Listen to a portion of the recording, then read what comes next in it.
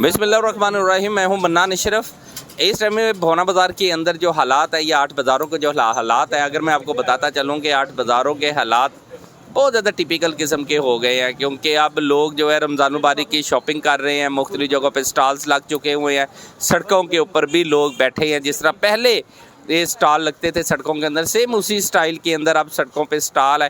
लेकिन इस हवाले से क्या बार बार गाड़ियाँ अगर आती है, मोटरसाइकिलें भी अभी भी उठाई जा रही है। अब ईद को चंद दिन रह गए हैं, क्या ये सारा सिलसिला होना चाहिए? हमारे साथ मुस्वा डार साहब मौजूद है, जो भोना बाज़ार की अंजमन ताजरान जो है इनके सरपरस्त आल है। बाकी बातें उन्हीं से करते हैं। अस्सलाम वालेकुम। वालेकुम सलाम जी, क्या चाहमान भाई, ठीक ठाक हैं आप? अल्लाह का शुक्र, दुआएं।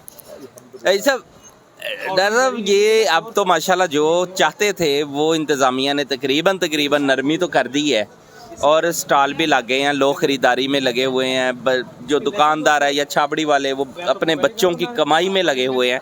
क्या कहते हैं, ये ठीक है? अल्हम्दुलिल्लाह गिनती के रह गए हैं जी, 5 से 6 दिन माशाल्लाह, और यही दिन है कमाइयों के हैं। बड़ी मेहरबानी है इनका, जो थोड़ा सा रिलीफ हमें दे दिया है। ये जो बाहर जिन्होंने अपने छोटे छोटे स्टॉल लगाए हुए हैं, मगर उन्होंने स्टॉल जो पहले अप्रोचमेंट की थी उस लिहाज से नहीं है। ये जो स्टॉल जो लगे हुए हैं, ये सिर्फ उन्होंने ज़मीन पे अपना सामान रखा हुआ है, और फॉर टाइम बीइंग ये कोई कंफर्म नहीं है, ये फॉर टाइम बीइंग लगे हुए हैं।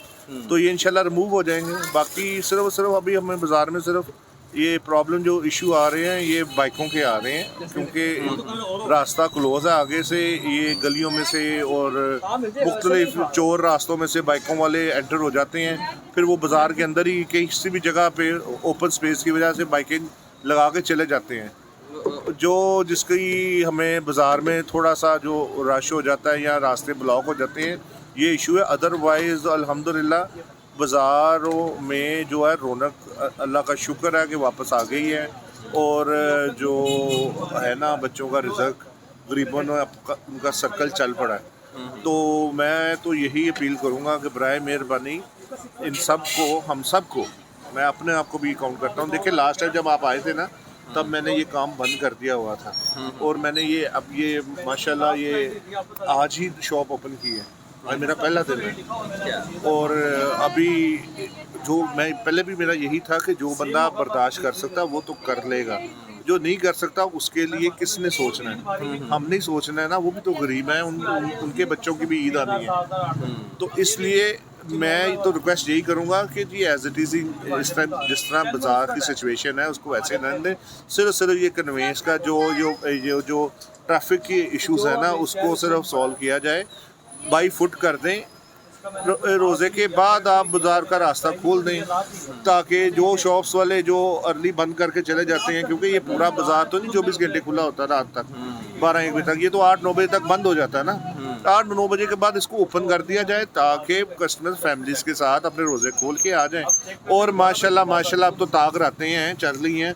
मैं तो रिक्वेस्ट करूँगा अपनी जितनी भी कबीना के जो कॉरपोरेशन के बंदे और जो हमारे ये कमिश्नर साहब सारे हैं, बातें करें और इनके ऊपर से अपनी नज़र उठा लें ज़रा, और अतकाफ पे बैठ सकते हैं तो बराए मेहरबानी बैठ जाए ताकि यहाँ पे ज़रा थोड़ा सा बिजनेस हमारा ज़रा एक्टिव हो जाए। बाकी माशाल्लाह शुक्र अल्हम्दुलिल्लाह, रोज़े भी गुजर जाएंगे, सब कुछ गुजर जाना है ये कारोबार। उसके बाद फिर इसको प्रॉपर शेड्यूल में लेके आए। ईद के बाद इसको जो इनका प्लान है, हम इनके साथ हर जगह। सही। अच्छा, ये बताइएगा कि ये जो इन्होंने एक रमज़ान बाज़ार लगाना था, लेकिन रमज़ान बाज़ार क्या बना है बाबा? रमज़ान बाज़ार के ऊपर 5-7 बंदे बैठे रहे। मनान भाई ना करें, ज़ख्मों पर नमक ना डालें, बराए मेहरबानी ना तकलीफ दें हमें। इतना अच्छा हमने प्लान सिचुएशन क्रिएट करवाई थी, रिक्वेस्टें कर के हमने कहा जी कि ये जो जितने भी अड्डे वाले हैं, जो भी फिर रहे हैं, जो चल के बिजनेस कर रहे हैं, जो भी इनको एक सिचुएशन दे दें। हुकूमत को कहा था हमने, अपने ये जो यहाँ पे जो भी कैबिनेट के जो भी इनके मेंबर्स हैं, कमिश्नर साहब है और जो मैडम जो हमारी फिरती हैं, ये सारी कॉर्पोरेशन, सबसे हमने रिक्वेस्ट की थी कि बराए मेहरबानी इनको एक से पैसे दे दें जहाँ पे भी बैठ के अपना कारोबार कर लें। इन्होंने दिया, मगर दिया ठेके पे। इन्होंने ठेकेदार से पैसे लेके उसको परमिशन दे दी कि काम कर ले। वो ठेकेदार जिस बंदे ने पैसे देने उसने आगे से पैसे कमाने हैं, उसने आगे से 2,000-1,500 डेली चार्जेस पे ना उसने आगे जगह देनी शुरू कर दी रेंट पे। मगर मेरा मतलब है कि अगर डेली 1,000-2,000 रुपया वो कैसे सर्वाइव करेंगे भाईजान। तो इसलिए वो यहाँ से रोड से गए नहीं, वो इसलिए फेल हो गया। वो तो फ्री ऑफ कास्ट होना चाहिए था, हुकूमत को चाहिए था कि जो हमारे टैक्सेस हैं जो हम देते हैं उस बिना पे, जैसे कि माशाल्लाह इन्होंने सीएम फंड के ऊपर ये फलों वालों को इन्होंने कैबिनेट बना के दिए हैं ना, तो इसी तरह छोटे से कैबिनेट बना देते, क्या जाना था वो धोबी घाट जो इस टाइम बंजर बना हुआ है वो भी आबाद हो जाना था और एक इनकम का भी हो जाना था, और मंथली आप उनसे चार्जेस ले लेते जो भी मुनासिब बनता। ये ठेके पे देने से तो काम नहीं ना होंगे वजह, ठेकेदार ने तो आगे से कमाना है। उसने अगर 10 लाख का ठेका किया, उसने आगे से 20 लाख कमाना है, तो फिर भी उसकी जान जुड़नी है। तो ऐसे ना करें प्लीज़, अगर रिलीफ देनी है तो फ्री ऑफ कास्ट किसी गरीब को दें, उसको इतना तो ना करें भाई। सही। बस लास्ट अब इंतज़ामिया को क्या मैसेज देते हैं? पहले मैसेज पे कायम दायम है कि कोई नया मैसेज है, क्योंकि वो एतकाफ़ का भी ज़रा आपने जिक्र किया है। मैं तो कहूँगा खुदा का नाम, अल्लाह का नाम लें, यही थोड़े से ना बहुत ही मुबारक दिन है। अब घरों में रहें, बातें करें, और जो बंदे अपने काम करें उन्हें करने दें बराए मेहरबानी। और रमज़ान के बाद जो आप डंडा सोटा चलाएंगे हम खाने को तैयार हैं।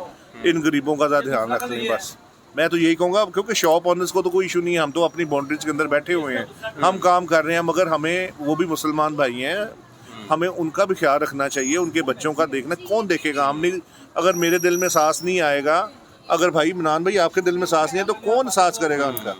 हमारे जो बड़े हैं हर कैबिनेट के यहाँ पे हमारे कितनी कैबिनेट्स हैं टोटल जी?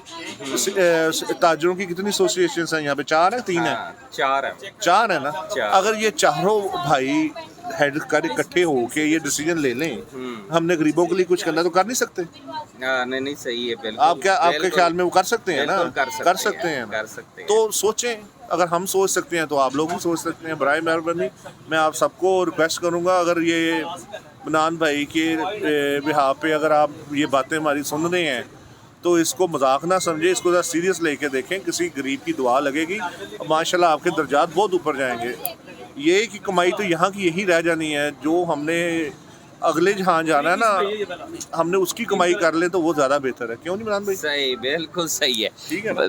बहुत शुक्रिया जनाब। लव यू बाबा। अच्छा, ये थे जी मुस्तफ़ा डार साहब। आपको एक चीज़ बताता चलूँ कि मुस्तफ़ा डार साहब की बड़ी ज़बरदस्त है, इन्होंने बड़ा अच्छा एक मैसेज कन्वे किया है इंतज़ामिया के लिए, और उनका यही कहना है कि जनाब जितनी इंतज़ामिया है, जितने अफसरान हैं, वो अपने तजावज़ात के ख़िलाफ़ ऑपरेशन बंद करें और इत्तकाब पे बैठ जाएं। आखिरी दिनों का इत्तकाब भी कबूल मंजूर होगा उनका, इबादत के अंदर लग जाए, लेकिन लोगों को कारोबार करने दें। जब तक कारोबार नहीं किए जाएंगे तब तक लोग परेशान रहेंगे। मनाना शरीफ को इजाज़त दीजिए, नेक्स्ट प्रोग्राम में दोबारा मुलाकात होती है। अल्लाह हाफिज़।